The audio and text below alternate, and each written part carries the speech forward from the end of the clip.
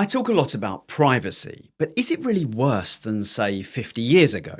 Well, yes, significantly, and let me show you how. Although surveillance creep sometimes makes it difficult to see, it's one of those situations where it seems as if nothing ever changes, but when you look back, everything's different. For example, 50 years ago, surveillance was rare and expensive. To watch you, typically somebody had to physically follow you. It was targeted, labour intensive, and really only reserved for high value targets. That is not the case today, and let's look at just London. It is estimated that London has approaching 1 million cameras if you include public CCTV, as well as privately owned cameras like a Ring doorbell. That's more than one camera for every 10 people. And as I discussed recently, we're starting to see AI and facial recognition technology in some of these cameras. So they're not even just passive anymore. They're actively watching. Then, 50 years ago, most interactions left no permanent records. Conversations, cash payments, public transport, almost all of it left no footprint. And even the instances where there were official records, they were primarily on paper and, more importantly, siloed. That is, you couldn't easily cross-reference records. It was, again, difficult and expensive. It's what solicitors call practical obscurity. But today, almost everything leaves a trail, and one that can be cross-reference with ease because it's not done by humans, it's done by algorithms. What websites you visit, what you buy, where you go, messages to friends, it's all data. And in fact, the location tracking part is particularly problematic. 50 years ago, it bordered the impossible to consistently know where large quantities of people were. Now we all have smartphones with GPS. And this 2017 study showed that over 70% of apps report data to third-party tracking companies. And it's worth noting that there are unsettling secondary effects to all of this surveillance.